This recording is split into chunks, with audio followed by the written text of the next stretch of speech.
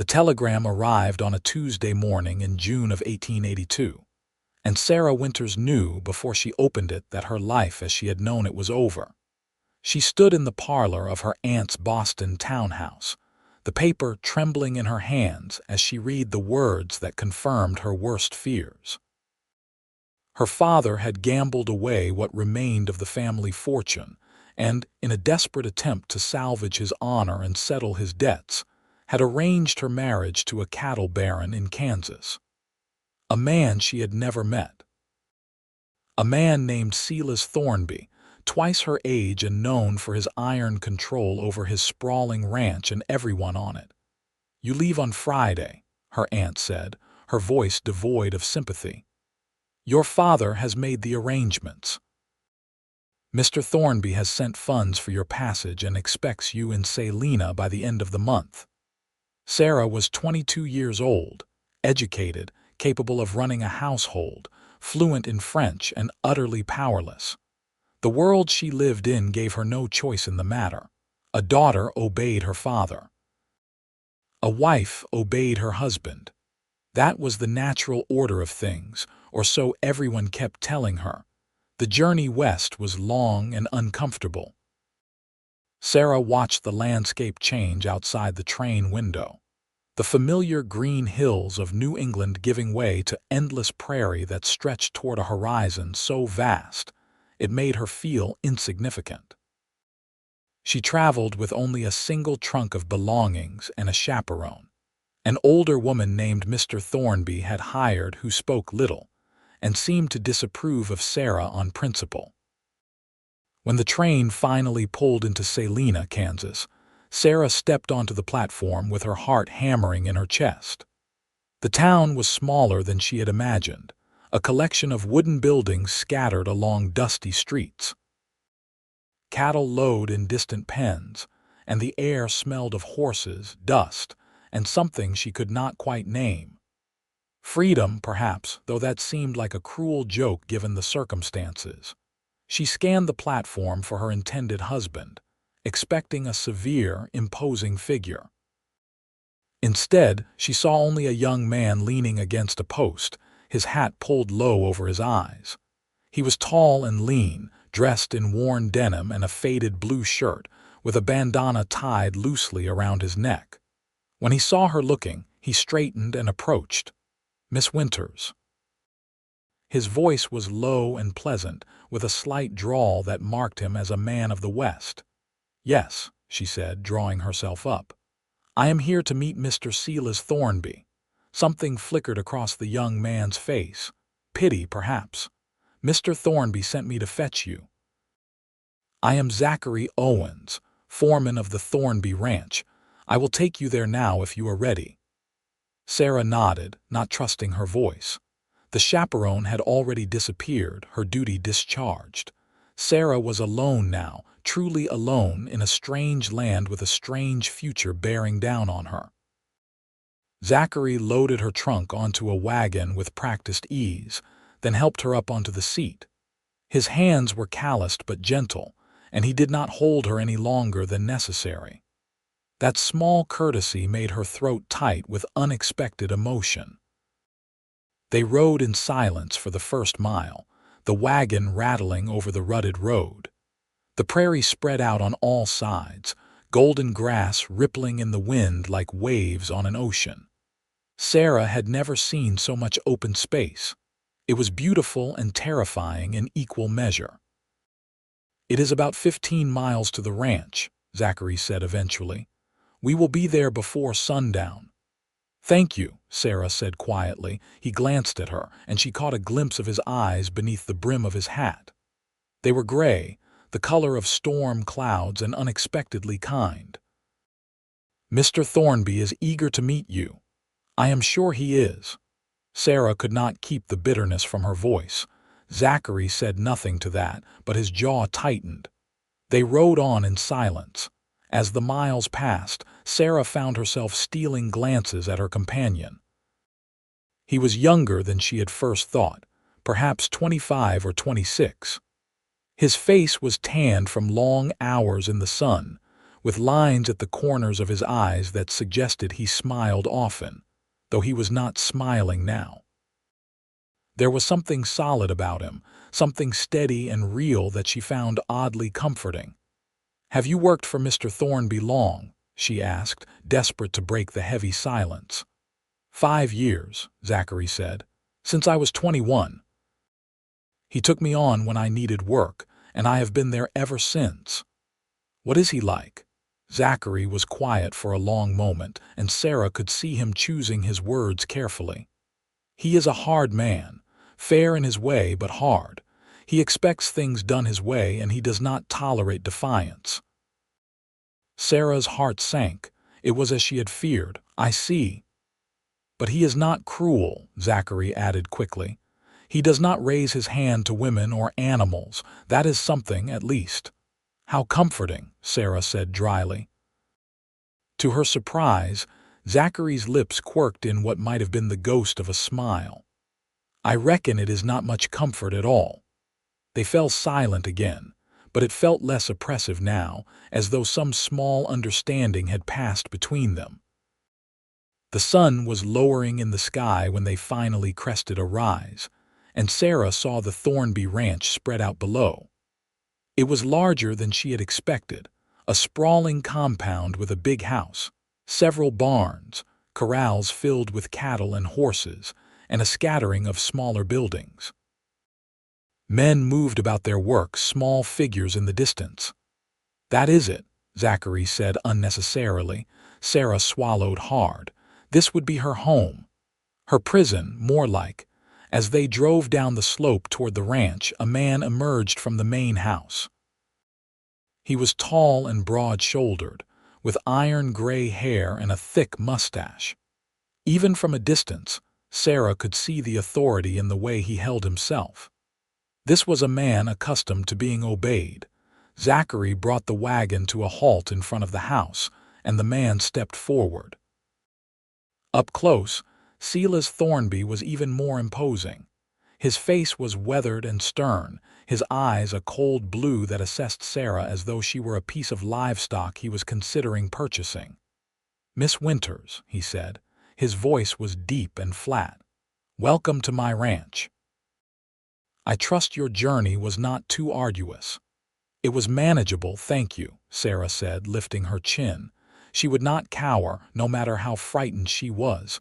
Silas nodded as though her answer satisfied him. "Good. Zachary will bring your things to your room. We will have supper in an hour, and then we will discuss the arrangements for our marriage." It was not a suggestion. It was a command. "Yes, sir," Sarah said, the words tasting like ash in her mouth. Silas turned and walked back into the house without another word. Sarah sat frozen on the wagon seat, her hands clenched in her lap. Zachary climbed down and came around to help her. "Come on," he said quietly. "I will show you to your room." Sarah let him help her down and followed him into the house. The interior was well appointed but austere, with heavy furniture and dark wood paneling that made the rooms feel smaller than they were. Zachary led her up a staircase to the second floor and opened a door at the end of the hall. The room was large and clean, with a bed covered in a plain quilt, a wardrobe, a dresser, and a window that looked out over the prairie. It was impersonal, like a room in a hotel, but it would be hers. "I will bring your trunk up," Zachary said. He hesitated in the doorway, as though he wanted to say something else, but in the end, he just nodded and left. Sarah sank onto the bed and pressed her hands to her face. She would not cry. She had known this was coming. She had spent the entire journey preparing herself for this moment.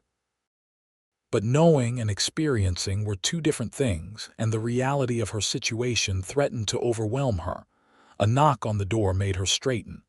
Yes, a young woman entered, Mexican by her features, with kind, dark eyes and a shy smile. "I am Alina," she said. "I help with the house. Mr. Thornby said to tell you that water will be brought up for washing, and supper is at 7. "Thank you, Alina," Sarah said, managing a smile. Alina hesitated, much as Zachary had. "If you need anything, miss, you can ask me. I know this must be very strange for you." The kindness in her voice nearly undid Sarah's composure. "I appreciate that." Alina nodded and slipped out, closing the door softly behind her. Sarah stood and went to the window. The sun was setting, painting the prairie in shades of gold and amber. It was beautiful, she had to admit. Harsh and wild, but beautiful. So different from the manicured parks and tree-lined streets of Boston. She wondered, not for the first time, if she would ever see Boston again. If she would ever see anything beyond this ranch and this endless stretch of grass and sky. True to Alina's word, 2 ranch hands brought up a basin of warm water. Sarah washed the dust of travel from her face and hands, then changed into a clean dress. She brushed out her dark hair and pinned it up, studying her reflection in the small mirror above the dresser. She looked pale and tired, her blue eyes shadowed with anxiety. "You can do this," she told herself firmly. "You have no choice but to do this." At 7 o'clock, she made her way downstairs. Zachary met her at the bottom of the stairs and gestured toward a doorway.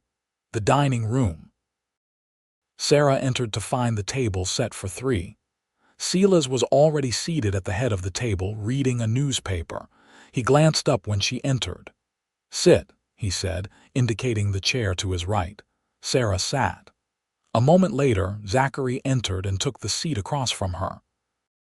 She was surprised to see him at the table, but perhaps Mr. Thornby valued his foreman's company. Or perhaps he wanted a witness to whatever discussion they were about to have. Alina brought out the food, a simple but hearty meal of roasted beef, potatoes, and vegetables. Sarah ate mechanically, her appetite non-existent. "Your father's letter indicated you have been educated," Silas said abruptly. "Can you read and write?" "Yes, sir. I can also manage household accounts and speak French." "French will be of no use here," Silas said dismissively. "But the rest is acceptable. You will take over the household management from Alina. She is capable, but I prefer that my wife oversee such matters." His wife. The words made Sarah's stomach clench. "When will the wedding take place?" she asked, proud that her voice remained steady. "Saturday. I have arranged for the minister to come out from town. It will be a simple ceremony. I see no point in unnecessary fuss. 4 days. She had 4 days of freedom left. "I understand," Sarah said. "Good. You will find I am not an unreasonable man, Miss Winters, as long as you do not cross me. I expect obedience and respect from my wife, and in return, I will provide for you and treat you with the consideration your position deserves." Sarah set down her fork carefully. "And what if I have opinions or desires that differ from yours?" The room went very still. Zachary's eyes flicked to her, a warning in his gaze, but Sarah kept her eyes on Silas. Silas set down his own fork and regarded her with those cold blue eyes. "Then you will keep them to yourself. I am the head of this household, Miss Winters. My word is law here. The sooner you accept that, the easier your life will be." It was everything Sarah had feared. This man did not want a wife. He wanted a servant who warmed his bed. "I see," she said quietly. "Thank you for your honesty." "I am always honest," Silas said. "It saves confusion later." The rest of the meal passed in oppressive silence. As soon as she could politely excuse herself, Sarah fled to her room. She closed the door and leaned against it, her heart racing. This was her life now. This cold, controlling man and this isolated ranch. She would be his wife, bound to him legally and morally, with no escape. Sarah went to the window and looked out at the darkening prairie. Somewhere out there was freedom. Somewhere out there were people who lived as they chose, who answered to no one. But that freedom was not for her. It had never been for her. She was still standing at the window when she heard a soft knock. She opened the door to find Zachary standing in the hallway, holding her trunk. "Sorry it took so long," he said. "I got held up with the horses. It is fine, thank you." He set the trunk down just inside the door, then straightened. In the lamplight, his face looked troubled. "Miss Winters," he said quietly, "I know this is not what you would have chosen. I am sorry for that." Sarah blinked, surprised by the sympathy in his voice. "You have nothing to apologize for. Maybe not, but I am sorry anyway." He hesitated, then added, "If you need anything, anything at all, you can ask me. I know Mr. Thornby can be difficult." "He expects me to obey him without question," Sarah said, unable to keep the bitterness from her voice. "I know. Does that not bother you, working for a man like that?" Zachary considered the question. "He is my employer, not my owner. I stay because he pays well and the work is honest. But you are right. He expects total control over his household. He always has. And his wife is just another part of his household to be controlled." Yes. The simple honesty of the answer was almost worse than a lie would have been. "Thank you for the warning," Sarah said tiredly. "Though I had already surmised as much." Zachary nodded. "Get some rest, Miss Winters. Tomorrow will be a long day." He left, and Sarah closed the door. She changed into her nightgown and crawled into bed, but sleep was a long time coming. The next few days passed in a blur. Sarah spent her time learning the layout of the ranch and the routines of the household. Alina showed her the pantries and storerooms, the laundry and the kitchen.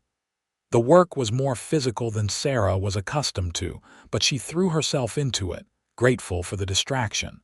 Silas was often absent, busy with ranch business. When he was present, he was brusque and commanding, issuing orders and expecting immediate compliance. Sarah bit her tongue and obeyed, storing up her resentment like a miser hoarding coins. Zachary, on the other hand, was a constant presence. As foreman, he oversaw the work of the ranch hands, and Sarah often saw him moving among the corrals and barns, directing the men with quiet authority. Unlike Silas, Zachary never raised his voice or issued commands. He spoke to the men as equals, and they responded with respect that seemed genuinely earned rather than demanded. On Thursday afternoon, Sarah was in the kitchen helping Alina prepare vegetables when Zachary appeared in the doorway. "Miss Winters, do you ride?" Sarah looked up, surprised. "I used to when I was younger. Why?" "I thought you might like to see some of the ranch. It is a fine day and you have been cooped up in the house since you arrived." Sarah glanced at Alina, who made a shooing motion with her hands. "Go, miss. I can finish this." "Mr. Thornby," Sarah began. "Is in town for the day," Zachary said. "He will not be back until evening. Come on. The fresh air will do you good." Sarah hesitated, then nodded. The thought of escaping the house, even for a little while, was too tempting to resist. Zachary led her to the barn and saddled 2 horses, a gentle mare for Sarah and a rangy gelding for himself. Sarah had not ridden in years, but the skills came back quickly. Soon they were trotting out of the ranch yard and onto the open prairie. The sense of freedom was immediate and intoxicating. Sarah had not realized how confined she had felt until now, with the wind in her face and the vast sky overhead. She urged the mare into a canter, and Zachary kept pace beside her. They rode for nearly an hour, following a creek that wound through the grassland. Zachary pointed out landmarks and explained the workings of the ranch. He spoke with genuine love for the land, and Sarah found herself listening not just to his words but to the passion behind them. Finally, they stopped to rest the horses by the creek. Sarah dismounted and walked to the water's edge, watching the sunlight sparkle on the surface. "It is beautiful here," she said softly. "It is," Zachary agreed. He was standing a few feet away, his hands resting on his belt. "I never get tired of it. Every day is different. Every season brings something new. You love it. I do. I reckon I am meant for this life. I tried city living once back east, nearly drove me mad. Out here I can breathe." Sarah turned to look at him. "You are free." Zachary met her eyes and something passed between them, an understanding that went deeper than words. "Yes," he said quietly. "I am free." "I envy you," Sarah said, and immediately regretted the admission.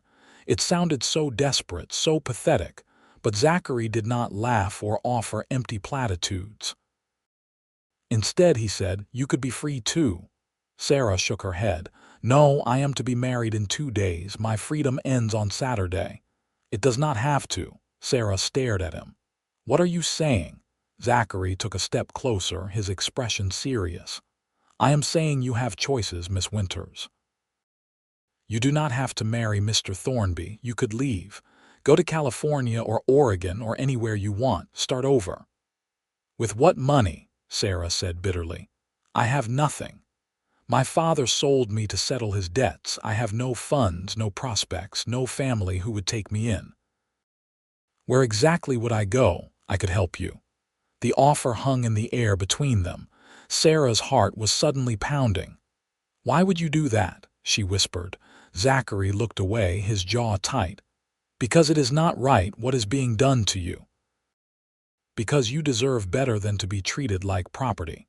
Because," he stopped, then continued quietly, "because I think you are brave and strong, and it would be a shame to see that spirit broken." Sarah felt tears prick her eyes. No one had ever spoken to her like that before. No one had ever suggested that her desires, her autonomy, mattered. "I cannot," she said, though the words felt like knives in her throat. "If I ran, my father would be ruined. Silas would call in the debts and my father would go to prison. I cannot do that to him, no matter how little he has considered me." Zachary nodded slowly. "I understand, but the offer stands if you change your mind."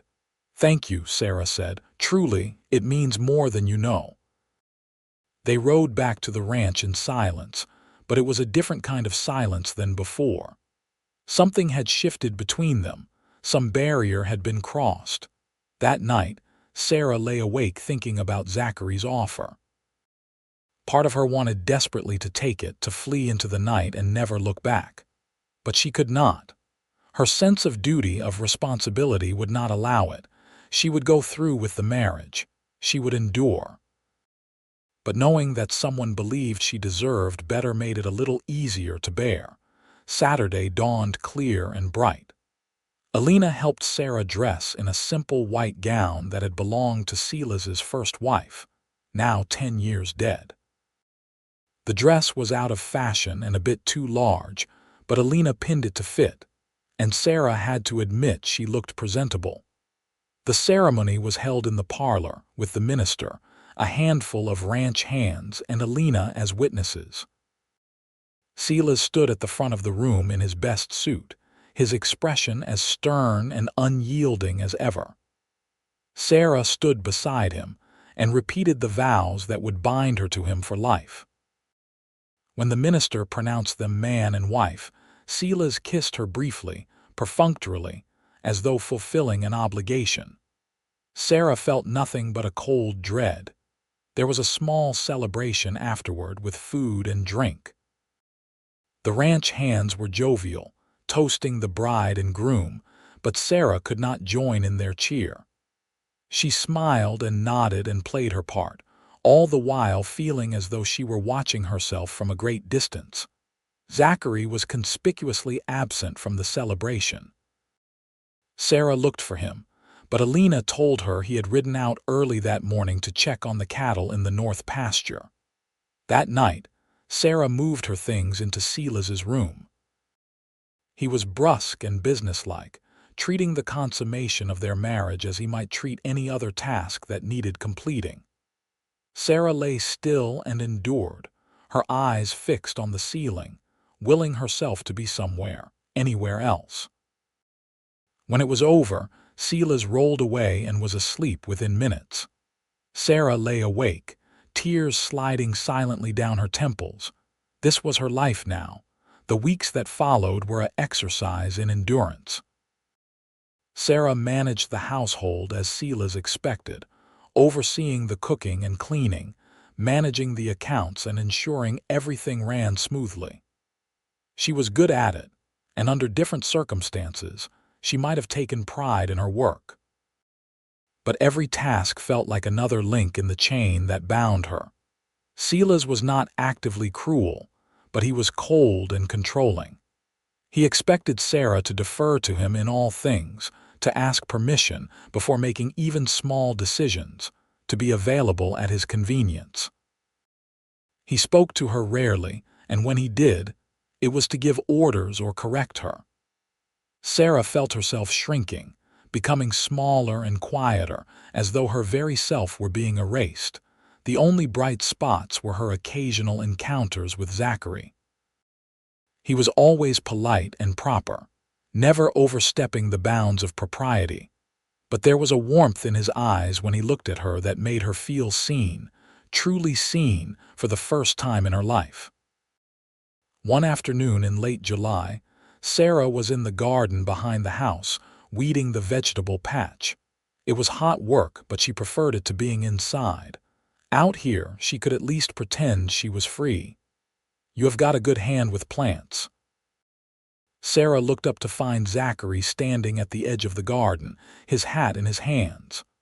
"My mother had a garden," Sarah said, sitting back on her heels. "I used to help her when I was a girl.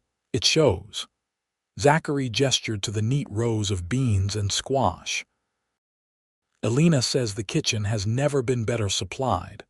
That is kind of her." Sarah wiped her forehead with the back of her hand, leaving a smudge of dirt. "Did you need something?" "Not exactly. I was hoping to talk to you if you have a moment." Sarah glanced toward the house, but the windows were empty. Sela's was in his study, as he usually was in the afternoons. "All right." Zachary crouched down at the edge of the garden, his forearms resting on his knees. Up close, Sarah could see the concern in his eyes. "How are you doing?" He asked quietly. The simple question, asked with such genuine care, nearly undid her. "I am managing," she said, keeping her voice steady. "That is not what I asked."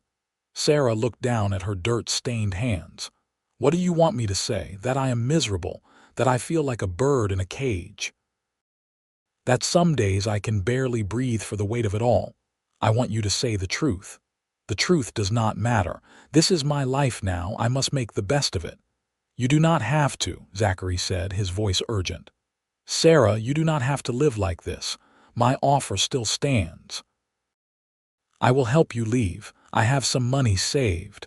It would be enough to get you to California, maybe even set you up with a little shop or boarding house.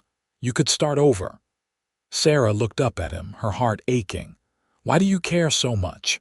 Zachary was silent for a long moment. When he spoke, his voice was low and rough. "Because seeing you like this is killing me, because you deserve to be happy. Because," he stopped, his jaw working. "Because what?" Sarah whispered. "Because I am in love with you." The words hung in the air between them, impossible and wonderful and terrifying all at once. "Zachary," Sarah breathed, "you cannot say such things. I know it is wrong, I know you are married, but I cannot help how I feel." He looked at her with such raw emotion that Sarah felt her own eyes fill with tears. "From the moment I saw you on that train platform, looking so brave and so scared, I have not been able to stop thinking about you. And every day since, watching you endure this, it has been torture." "I feel it too," Sarah said, the confession spilling out before she could stop it. "I should not, but I do. When I am with you, I feel like I can breathe again, like I am myself again." Zachary reached out and gently wiped the smudge of dirt from her forehead. His touch was so tender that Sarah nearly sobbed. "Come away with me," he said. "Tonight, we will ride to Abilene and catch the train west. Sela's will never find us." It was tempting, so tempting. Sarah could picture it, the two of them free and together, building a life on their own terms. But reality intruded. "He would come after us. You know he would. And when he found us, he would destroy you. He would have you arrested or worse. I cannot let you sacrifice yourself for me. I would rather face that than watch you suffer. And I would rather suffer than see you harmed." Sarah pulled back, putting distance between them. "Please, Zachary, do not make this harder than it already is. We both know this cannot happen." Zachary stood, his expression bleak. "I am sorry. I should not have said anything. I just needed you to know." "I am glad you told me," Sarah said softly. "It helps knowing that someone sees me, that someone cares." "I will always care," Zachary said, "no matter what." He turned and walked away, and Sarah watched him go, her heart breaking. That night Sarah lay next to Silas and thought about Zachary, about his offer, about the life they could have had if circumstances were different. But wishing did not change reality, and reality was that she was bound to Silas by law and duty. She would endure. She had no other choice. The summer dragged on, hot and dry. Sarah fell into a routine that dulled the edges of her misery but never quite banished it. She managed the household, endured Silas's demands, and stole moments of connection with Zachary whenever she could. They were always careful, always proper. They never touched, never spoke of their feelings again. But the bond between them was there, unspoken but undeniable. In late August, a drought gripped the region. The creek that fed the ranch's water supply began to run low, and Silas grew increasingly irritable. He drove the ranch hands hard, demanding they dig new wells and ration the water strictly. One evening, Sarah was in the kitchen when she heard raised voices from the yard. She went to the window and saw Silas confronting one of the hands, a young man named Tommy. Silas was shouting, his face red with anger. "You were told to ration the water," Silas roared, "and I find you giving extra to the horses." "They were thirsty, sir," Tommy said, his voice shaking. "They had been working hard all day, and I do not pay you to make decisions. I pay you to follow orders." Sarah watched as Silas raised his hand, and for a terrible moment she thought he was going to strike the boy. But then Zachary was there, stepping between them. "Mr. Thornby," Zachary said, his voice calm but firm. "Tommy made a mistake, but he was trying to do right by the animals." "There is no need to. I did not ask for your opinion, Owens," Silas snapped. "Step aside." "No, sir, I cannot do that." The silence that followed was thick with tension. Sarah held her breath, terrified of what would happen next. Silas's face turned an even deeper shade of red. "You are defying me." "I am asking you to show mercy," Zachary said. "Tommy is a good worker. He made an error in judgment, but he does not deserve to be beaten for it." "I will decide what my workers deserve," Silas said coldly. "And I will decide what happens to you as well. You are fired, Owens. Get your things and get off my land." Sarah's heart stopped. "No, not Zachary." Zachary's expression did not change. "If that is your decision, I will abide by it. But I would ask that you not punish Tommy. He is young and learning.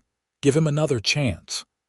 Silas stared at Zachary for a long moment, then turned and stalked back to the house.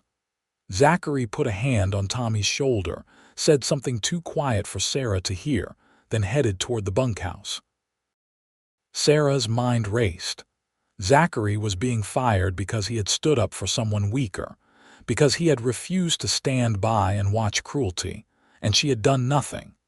She had stood at the window like a coward, watching it unfold. No more. She was done being passive.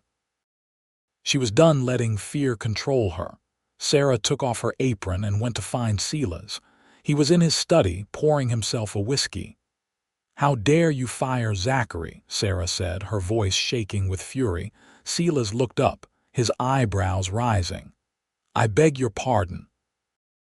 Zachary Owens is the best worker you have. The men respect him. The ranch runs smoothly because of him, and you fired him because he asked you to show compassion. It is despicable." Silas set down his glass with a sharp click. "You will watch your tone." "I will not," Sarah said, her voice rising. "I have watched my tone for weeks. I have been obedient and silent in everything you demanded, but this is too much. You cannot treat people like they are nothing. You cannot demand absolute control over every aspect of everyone's lives and expect them to thank you for it." "I can do as I please," Silas said, his voice dangerous. "This is my ranch, my household, and you are my wife. You will do as I say." "Why?" Sarah demanded. "Because you paid my father's debts. Because I spoke vows in front of a minister. Those things do not give you ownership of my soul. They do not make me your property." Silas stood, his face dark with anger. "You are hysterical. Go to your room." "I am not hysterical. I am angry. And I have every right to be." Sarah took a deep breath, forcing herself to speak calmly. "Silas, you are a hard man. I have accepted that. But you do not have to be a cruel one. Zachary was right to defend Tommy. If you cannot see that, then you are worse than hard. You are unjust." For a moment, Silas just stared at her. Then, to Sarah's surprise, he sat back down. "I did not realize you had so much spirit," he said, and there was something almost like respect in his voice. "You hide it well." "You demanded that I hide it," Sarah said. Silas picked up his whiskey and took a sip. "Perhaps I did. Perhaps that was a mistake." He was quiet for a moment, then said, "You think I should reinstate Owens? I think you should do what is right." Silas nodded slowly. "I will consider it." It was not a promise, but it was more than Sarah had expected. She left the study, her legs trembling from the adrenaline. She went straight to the bunkhouse and found Zachary packing his few belongings into a saddlebag. "Wait," she said breathlessly. Zachary turned, surprise flickering across his face. "Sarah, you should not be here. I spoke to Silas. I told him he was wrong to fire you." "You did what?" Zachary looked alarmed. "Sarah, you should not have done that. He could what? Be angry with me, punish me." "I do not care anymore."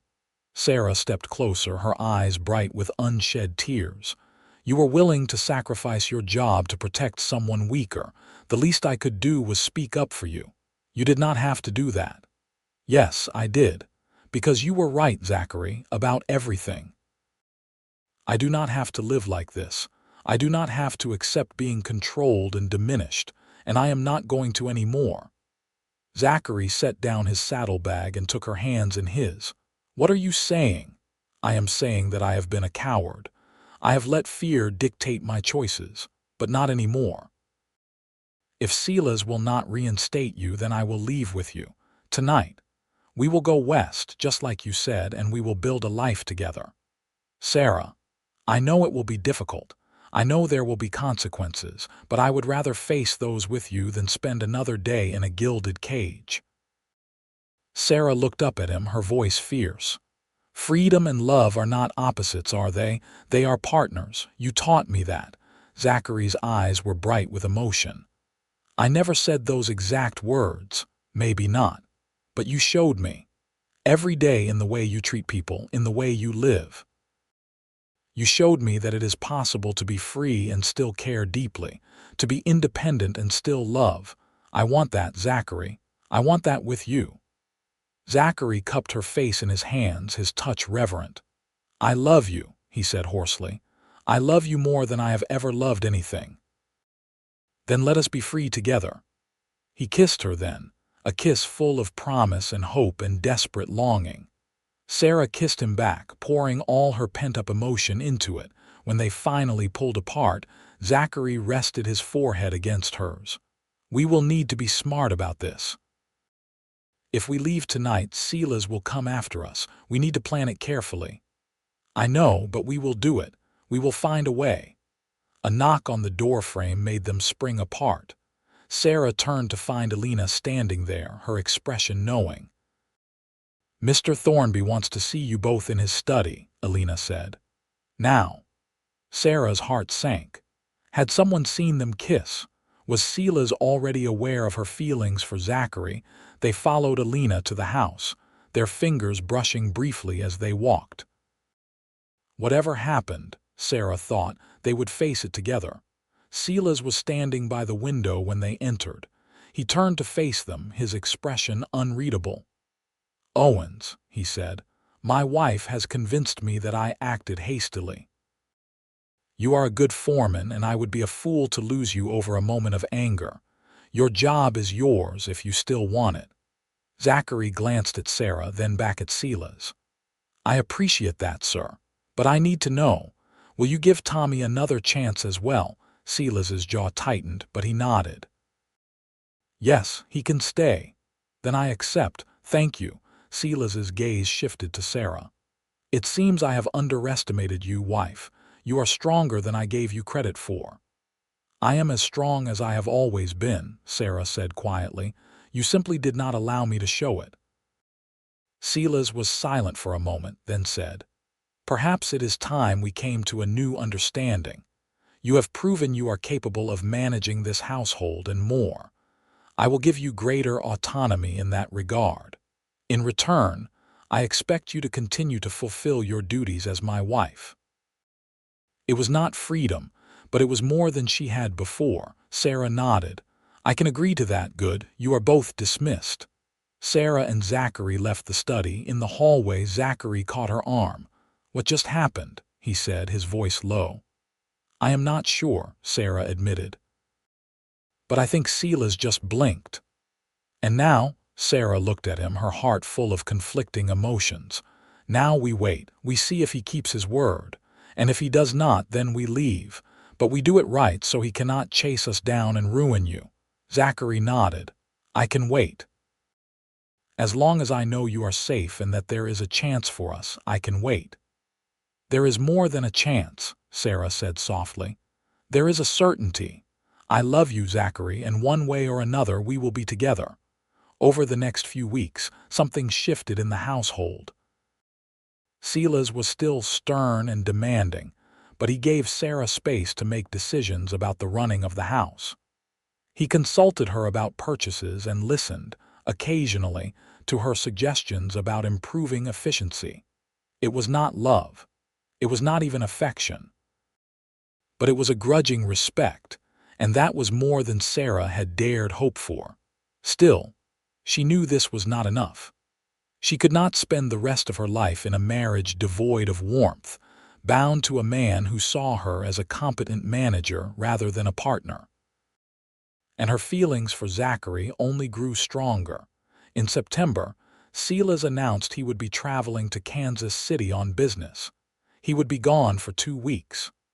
"I am leaving Owens in charge of the ranch," he told Sarah the night before he left. "You will defer to him on matters concerning the cattle and the land." It was the first time Silas had ever suggested Sarah defer to anyone but himself. Sarah wondered if he suspected the truth about her feelings for Zachary, but his expression gave nothing away. The day Silas left, Sarah watched his wagon disappear over the horizon with a mixture of relief and trepidation. For 2 weeks, she would have a measure of freedom. But what would she do with it? That evening, Zachary found her in the garden. The air was cooler now, autumn creeping in. "He is gone," Zachary said. "Yes." "Sarah, we need to talk about what happens next." Sarah straightened, brushing dirt from her hands. "I know." They walked together down to the creek, away from the house and the possibility of being overheard. The sun was setting, painting the sky in shades of pink and gold. "I cannot keep living like this," Sarah said. "Even with Silas giving me more freedom, it is still a cage. I want more. I want a life where I am not someone's possession. I want to be with you." "And I want that too," Zachary said. "But we have to be realistic. If we run, Silas will pursue us. He is a powerful man with powerful friends. He could make our lives very difficult." "So what do we do?" Zachary took a deep breath. "There is another option. It is not easy and it is not without risk, but it would be legal." "What option?" "Divorce." Sarah stared at him. Divorce was scandalous, nearly unheard of, and incredibly difficult to obtain. "On what grounds? Cruelty. Abandonment. You would have to go before a judge and testify about Silas's treatment of you. It would not be pleasant, and there is no guarantee of success. But if you won, you would be free, legally, truly free. And Silas would fight it, probably. But he would have to do it in court, in public. That might give you an advantage. Men like Silas value their reputations. He might agree to let you go rather than have his private business aired for everyone to see. It was risky, but it was also a real path to freedom. Sarah's mind raced. Where would I go during the proceedings? I could not stay here. You could stay with my sister in Abilene. She is a widow with a big house and a generous heart. She would take you in, and you would be safe there. Sarah looked at Zachary, this man who had given her hope and shown her what it meant to be truly seen. You have thought about this. I have thought about little else for weeks. Sarah took his hand, lacing her fingers through his. If I do this, if I pursue a divorce, Silas will be furious. He might fire you, he might do worse. Let him. I am not afraid of Silas, and I am tired of hiding how I feel about you. I want a life with you, Sarah. A real life built on freedom and love. Freedom and love, Sarah repeated softly. Partners, not opposites. Exactly. Sarah made her decision. Then let us do it. Let us fight for our freedom. Zachary pulled her into his arms, and they stood there by the creek as the stars began to appear, holding each other and planning their future. The next day, Sarah began putting things in motion. She wrote to a lawyer in Topeka, whose name Zachary had given her, outlining her situation and requesting his advice. She also began gathering documentation, the ledgers that showed Silas's financial dealings, letters that demonstrated his controlling nature, and her own written account of their marriage. It was methodical, painstaking work, and it had to be done in secret. Sarah could not risk Silas finding out before she was ready. Zachary helped where he could, offering support and encouragement. They were careful not to be seen together too often, but every stolen moment was precious. One afternoon, as Sarah was working in the study, she came across a locked drawer in Silas's desk. Curiosity drove her to search for the key, and when she finally found it hidden in a hollowed-out book, she opened the drawer. Inside were letters. Letters from a woman named Margaret, written over a span of years.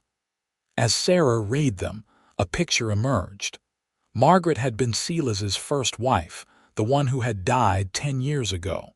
But the letters told a different story than the one Sarah had assumed. Margaret had been desperately unhappy.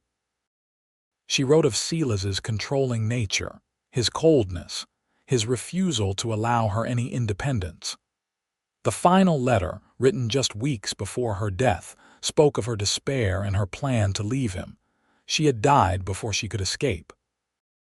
The official story was that she had fallen from a horse, but the letter hinted at something darker. Margaret wrote that she was afraid of what Silas might do if he discovered her plan. Sarah's hands shook as she replaced the letters and locked the drawer. Had Margaret's death truly been an accident? Or had Silas had a hand in it? She could not know for certain, but the letters solidified her resolve. She would not end up like Margaret. She would fight, and she would win. When Silas returned from Kansas City 2 weeks later, Sarah was ready. She had her documentation, her lawyer, and her plan. She waited until the evening of his return when they were alone in the parlor. Silas was reading the newspaper, a glass of whiskey at his elbow. "Silas," Sarah said, her voice steady, "I need to speak with you." He looked up, his expression mildly curious. "What is it? I am leaving you.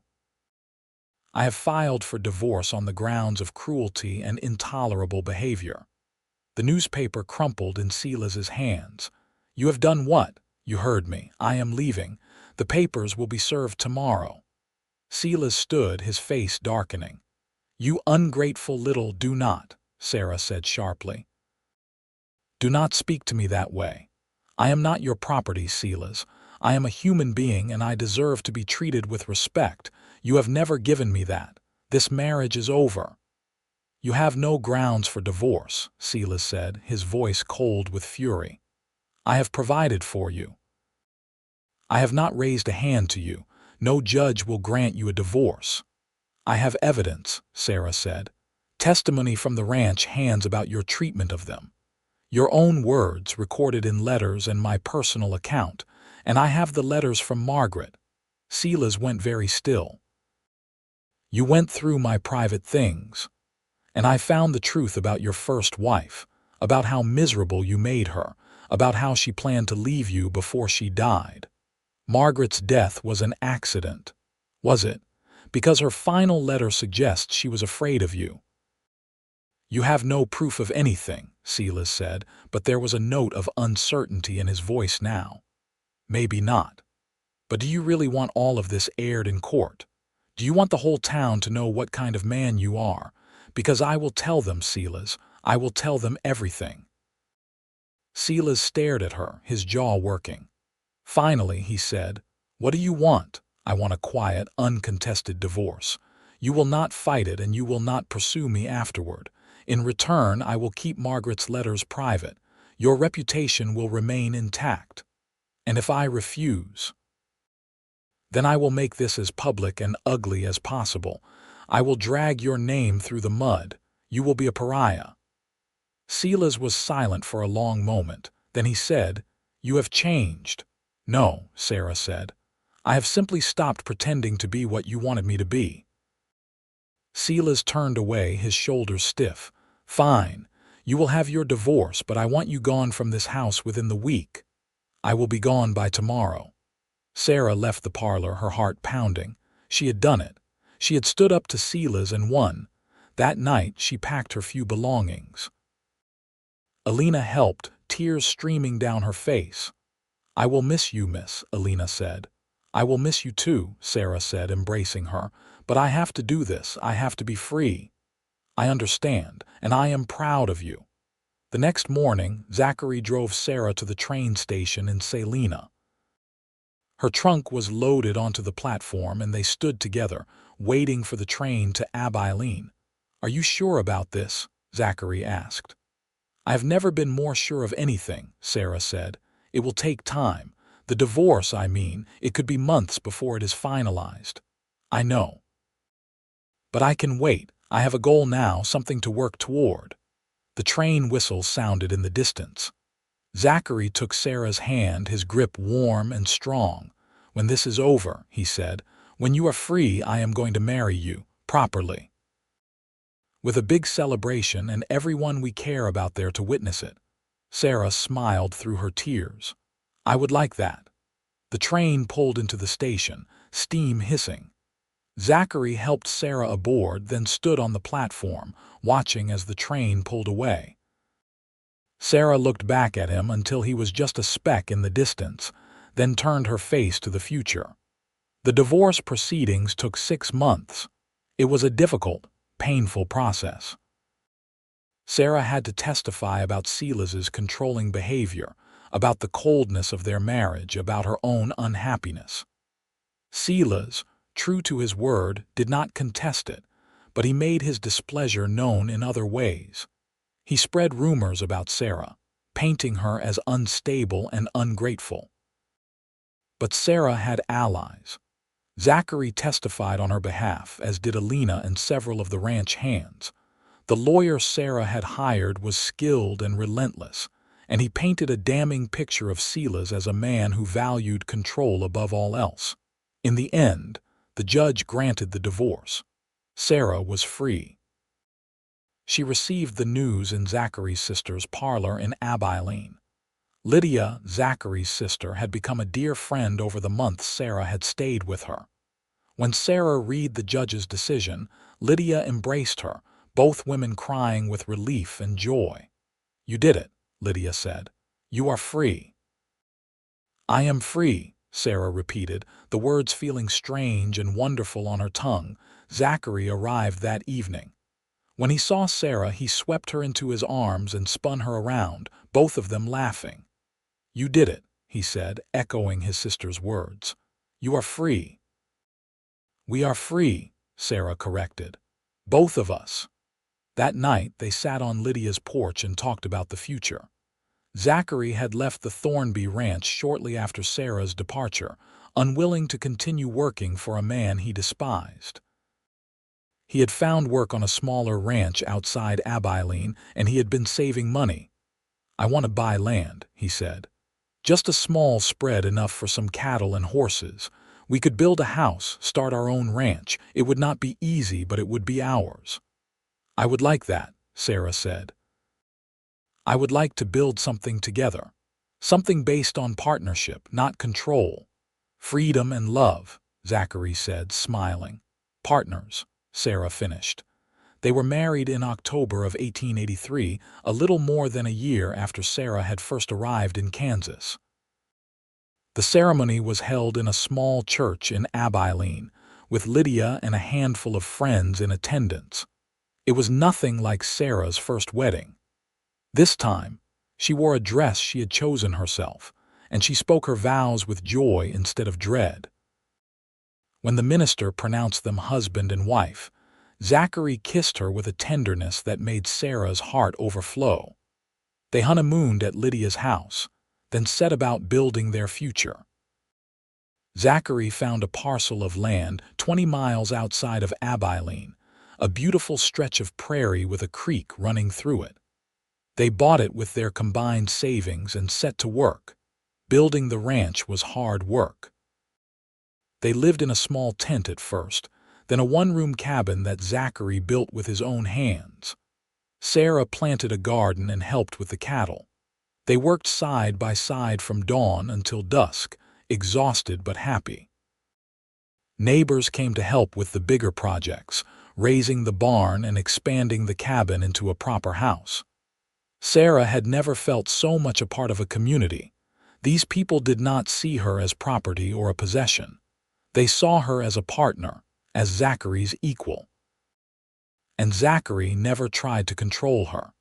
He asked her opinion on every decision, from which cattle to buy to where to plant the windbreak trees. They argued sometimes, as all couples do, but they always listened to each other. They were partners in every sense of the word. In the spring of 1884, Sarah discovered she was pregnant. She told Zachary one evening as they sat on the porch of their completed house, watching the sun set over their land. "I am going to have a baby," she said, her hand resting on her still flat stomach. Zachary's face lit up with joy.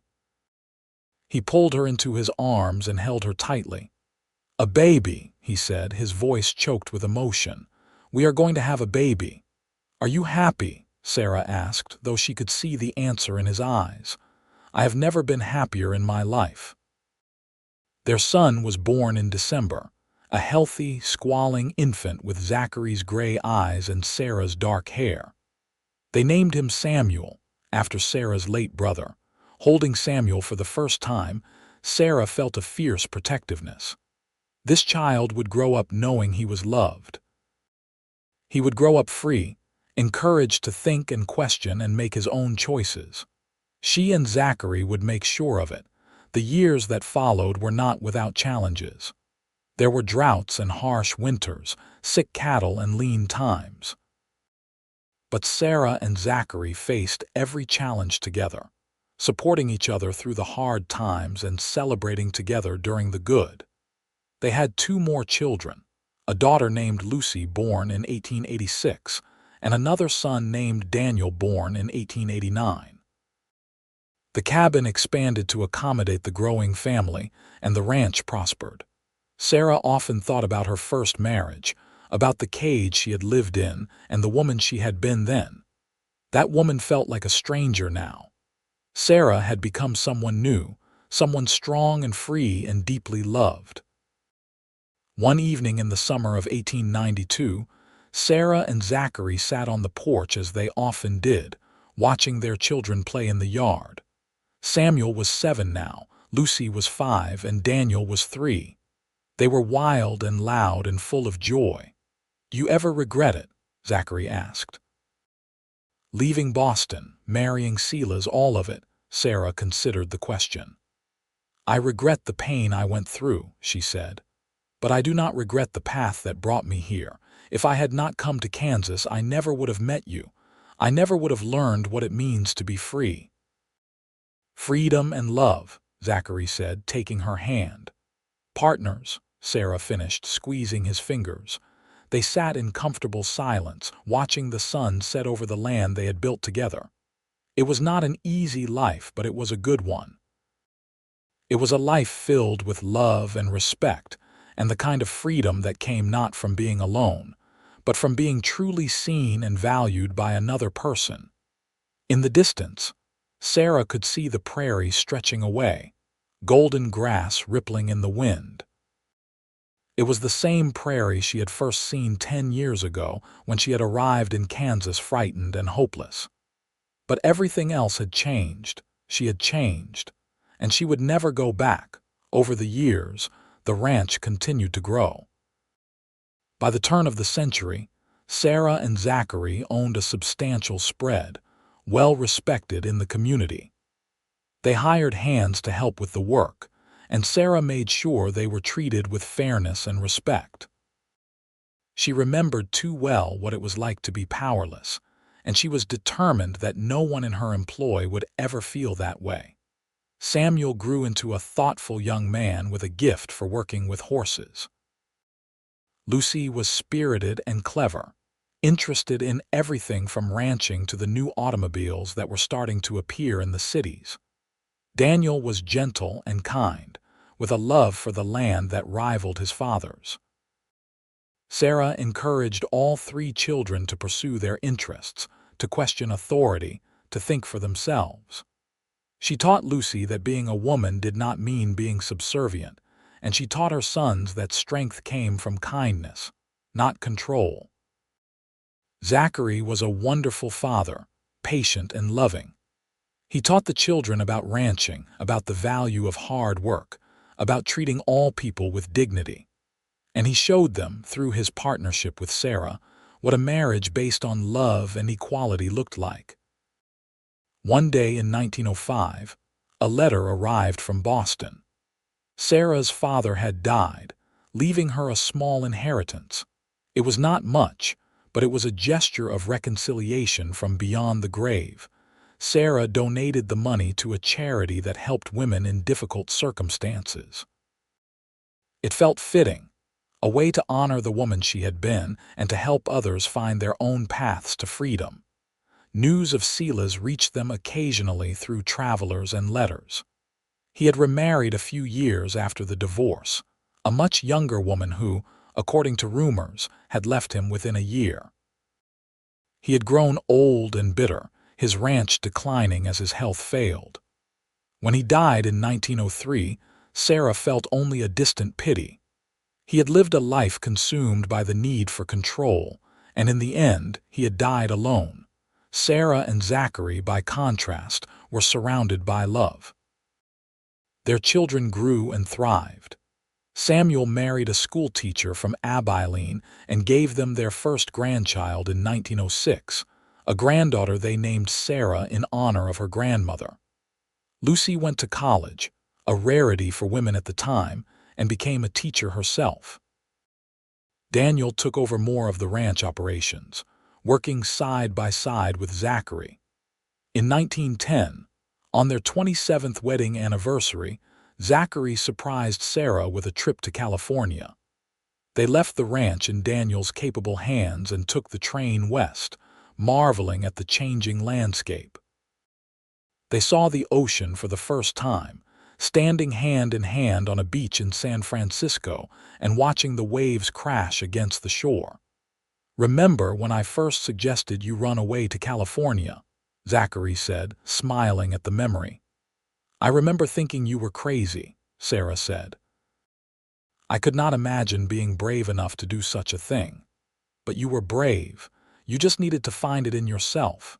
Sarah leaned her head on his shoulder. "You helped me find it. You showed me that freedom was possible."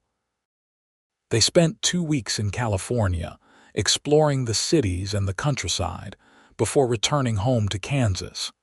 But the journey had been more than just a vacation. It had been a reminder of how far they had come, how much they had built together. As they grew older, Sarah and Zachary spent more time on the porch watching the sunsets and talking about their life. They had been through so much together, hardship and joy, loss and triumph. But through it all, they had remained partners. "I love you," Zachary said one evening as they sat watching their grandchildren play in the yard. "I love you too," Sarah said, "more than I can ever say." "You know what I realized," Zachary said. "You saved me as much as I saved you." Sarah looked at him in surprise. "How so?" "Before I met you, I thought freedom meant being alone, not being tied down to anyone or anything. But you showed me that real freedom comes from being with someone who sees you and values you for who you are. You gave me something to believe in beyond just myself." Sarah felt tears prick her eyes. "We saved each other." "Yes," Zachary agreed. "We did." In 1920, they celebrated their golden wedding anniversary. The whole family gathered, along with friends and neighbors from miles around. There was food and music and dancing, and Sarah stood in the middle of it all, surrounded by the people she loved, and felt a deep sense of contentment. She was 78 years old now, her hair silver, her hands marked by decades of work. But she felt rich beyond measure. She had a loving husband, thriving children and grandchildren, a successful ranch, and a community that valued her. Most importantly, she had her freedom. The freedom to make choices, to speak her mind, to live life on her own terms. It was everything she had ever wanted and more. Zachary, at 81, was slowing down, but he was still the man she had fallen in love with all those years ago. His eyes still held that warmth, that kindness that had first drawn her to him. That night, after the guests had gone and the house was quiet, they sat together on the porch. The stars were brilliant overhead, the prairie dark and peaceful. "Thank you," Sarah said softly. "For what?" Zachary asked. "For loving me, for believing in me, for showing me that freedom and love are not opposites but partners." Zachary took her hand, his grip still strong despite his age. "Thank you for being brave enough to choose freedom, for choosing me, for building this life with me." They sat in silence, holding hands, watching the stars. After a while, Sarah said, "Do you remember that day by the creek when I told you I loved you, when we decided to fight for our freedom?" "I remember," Zachary said. "It was one of the best days of my life, mine too. I was so scared, but I was also exhilarated. For the first time, I felt like I was choosing my own path. And what a path it has been." Sarah smiled. "Yes, what a path indeed." They stayed on the porch until the chill drove them inside. Zachary helped Sarah to her feet, and they walked into the house together, their steps slow but steady. In the years that followed, they continued to live on the ranch, though they gradually turned more of the work over to Daniel and his growing family. Sarah spent her time with her grandchildren, telling them stories about the old days and instilling in them the values she held dear. She spoke openly about her first marriage, about the lessons she had learned. She wanted them to understand that they always had choices, that they should never let fear or duty trap them in a life that made them unhappy. "You are the masters of your own destinies," she told them. "Do not let anyone tell you otherwise." Zachary died in the winter of 1925 at the age of 86. He passed peacefully in his sleep, with Sarah holding his hand. The grief was profound, a physical ache that Sarah thought might never ease. But she did not regret a single moment of their life together. They had had 42 years of marriage, 42 years of partnership and love. It was more than many people ever got. At Zachary's funeral, Sarah stood before the assembled crowd and spoke about her husband. She talked about his kindness, his integrity, his unwavering belief in the equality of all people. She talked about how he had shown her what it meant to be free and how that freedom had transformed her life. He used to say that freedom and love were partners, Sarah said, her voice strong despite her tears. And he was right. In loving him, I found my freedom, and in being free, I was able to love him fully. That is his legacy. That is what he taught me and what I hope to pass on to all of you. After Zachary's death, Sarah stayed on the ranch. She could not imagine living anywhere else. This land held too many memories, too much of her history. She tended her garden, played with her great-grandchildren, and sat on the porch in the evenings, remembering.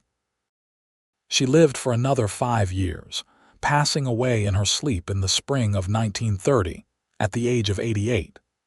When her children went through her things, they found a journal she had kept for decades. In it, she had written about her life, her marriage to Silas, her love for Zachary, and the lessons she had learned. On the final page, written in her still steady hand, were these words: "I came to Kansas expecting to be controlled, to live a life defined by another person's will. Instead, I found freedom. I found love. I found myself.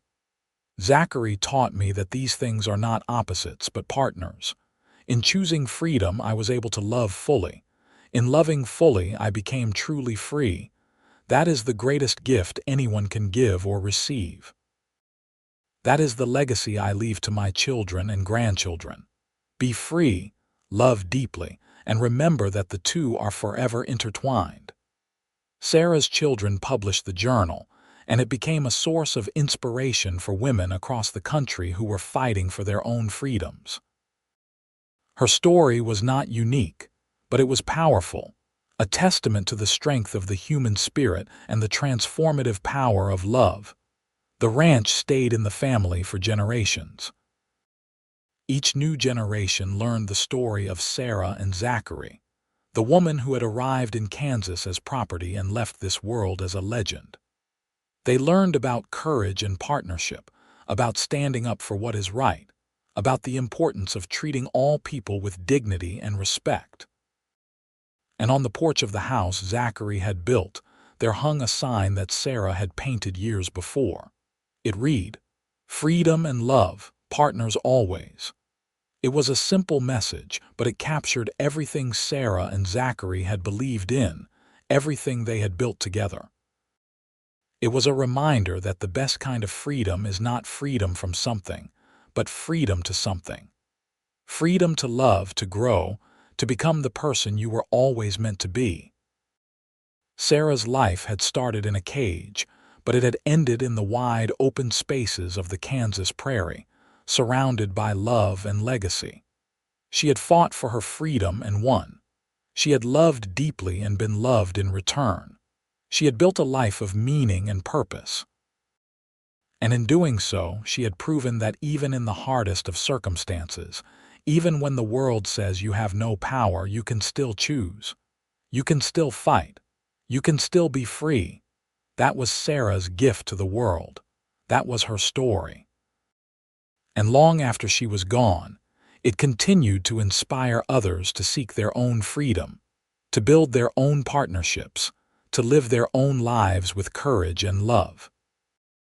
In the end, Sarah Winters, who had arrived in Salina, Kansas in 1882, as a frightened young woman bound for a marriage she did not want, became Sarah Owens, a woman who had lived life on her own terms and left a legacy of freedom and love that would endure for generations.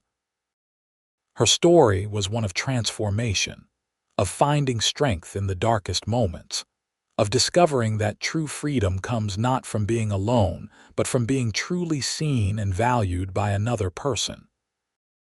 It was a story about partnership and equality, about refusing to accept the limitations others tried to impose. But most of all, it was a love story. A love story that began with a kind cowboy who saw a caged bird and offered her the sky. A love story that proved freedom and love were not opposites, but partners, forever intertwined. And that love, that partnership, that freedom, lived on in the hearts and lives of everyone Sarah had touched.